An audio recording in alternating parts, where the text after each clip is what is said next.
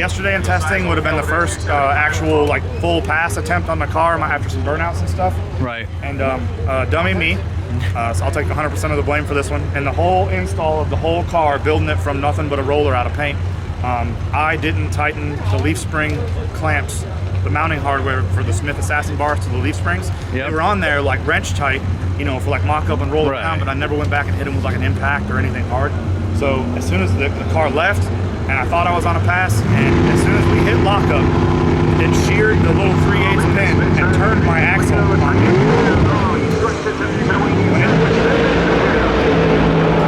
How rude, right? It turned the axle on me, but in the process, it spit out the drive shaft, the third member, wiped out the tail housing on my Turbo 400. You did all that and I don't see a lick of damage. I got a crunched quarter panel. Everything else is fixed. So today we had some really awesome people. My buddy Rod went down to Kevin's machine shop down in Crawfordsville, Florida. Right. Built us a drive shaft. He let us use his press to press new bearings on. Nice. Because when it tried to spit the third member out, it like side loaded the axles and split the races. Nice. So we ended up with broken races. Third member spit out. We had next day air studs to put new studs in the housing. Yep. They were all chunk. So what are your goals here? I mean, we're going into round one, but this is obviously a new build and the first time. My goal for this entire weekend is to go to the end of the track under full power. That's it. I don't give a shit where I end on the field. I don't care what happens at first round eliminations. I don't even care if I make the ladder. Right. If it goes full power to the end of the track, then the weekend's a total win.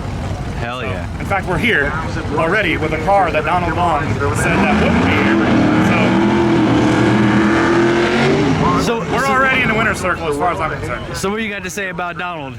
Say to Donald about that. Here it is, homeboy. Write that check. There it is.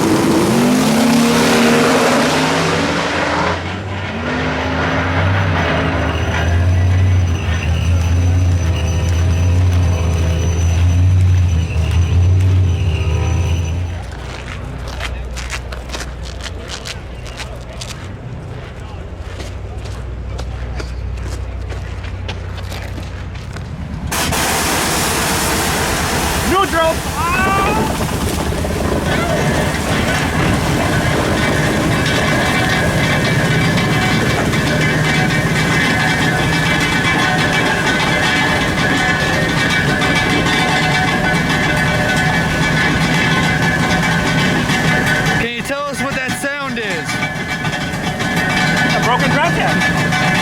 Should we take it out? Should we take it out? So it doesn't bother the tail. If you take it out, is the train's gonna leak everywhere? Yeah, probably. So you got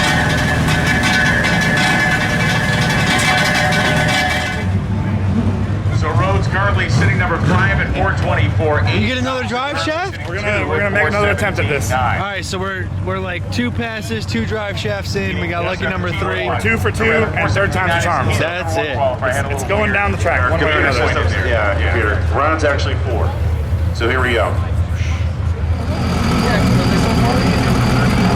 Hey, all you guys on the camera, move out of the way with short camera. Come on.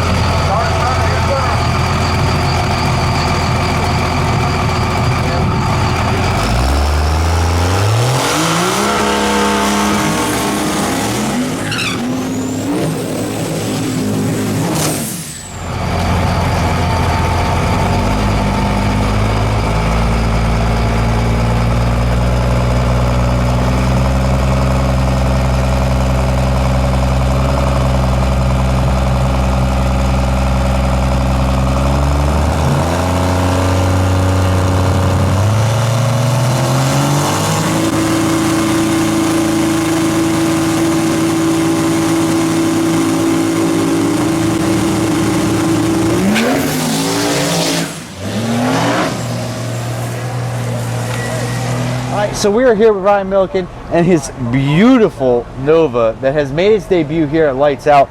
And we're at the end of qualifying 2 Thursday. Kind of run us through what happened in your qualifying 2 round. Well, the number one thing is it still has a drive shaft in it. So we're doing a lot better than testing in Q1. So basically we went up there. I was next to another turbo car. I had no longer have this rule. I had a rule that I will never be the third bulb because there's a 7-second timeout, right? Right. So my rule is that I'll never be the third bulb unless it's against another turbo car. So I turned one bulb on, waited patiently. He turned one bulb on, and I thought that I heard him start spooling up. So I went ahead and matted it and rolled in. I ended up wide open throttle for 11 seconds. On the brake with 3 bulbs lit for 8.2 seconds. And meanwhile, I'm sitting in here at full boost, full everything, and the dude finally comes in. And I'm not going to blame it on that, but I let off the button in the car, kicked the tires right off the hit. So we didn't get any useful data. But what I learned was that basically I have what's called a smoke map. So the Motec, almost called it a Bosch. Green car had a Bosch. The Motec in here looks at how much air the car has and the O2 sensors and all this stuff, and helps me come up on boost nice and smooth. Well, what happened was I sat there for so long that my intake air temperature got really hot, and so that caused my charge air that the ECU sees to go down. So when I let off the button, I didn't have full fuel. It was like at half power for about 0.2 of a second. So I had a bunch of stored energy in the converter. I let off the button, the converter dumps that, and then I had no power to follow it up with, and then it comes out 0.2 seconds later. So the car kind of did like a bounce, and then it needed power to drive, and it came up with no power, unloaded, and then power came on. Right. So if you slow it way, way down, it all happened in like 0.3 of a second. But long story is, it didn't go anywhere. I know why, and I'll fix it for tomorrow. Gotcha.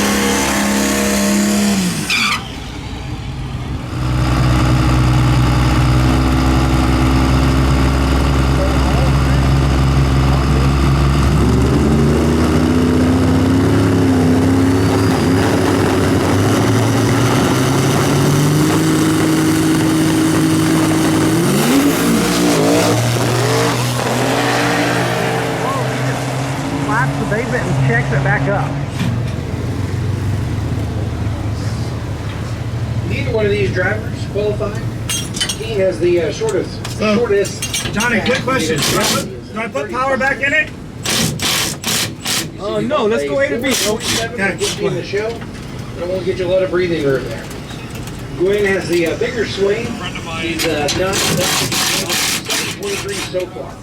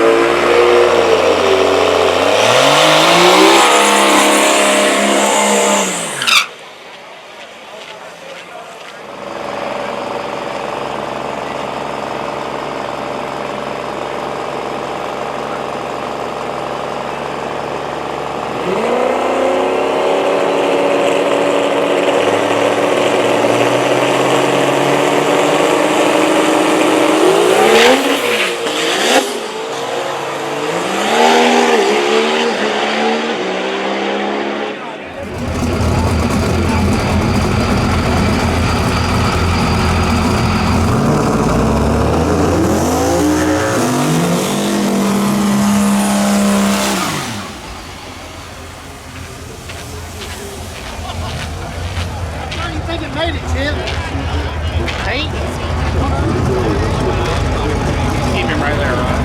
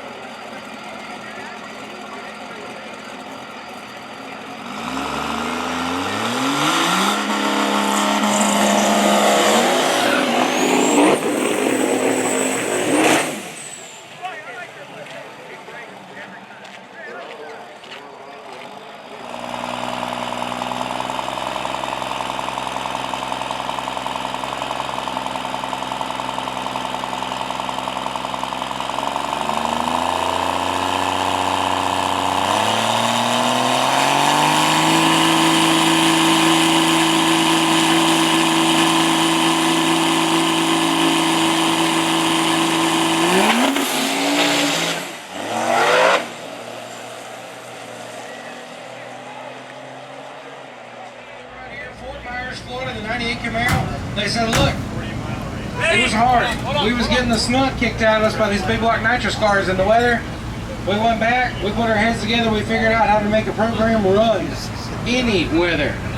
Like Birdman, I fly in any weather. I believe I can. Going for ice cream? Yeah, man, we'll be right back. So soulful.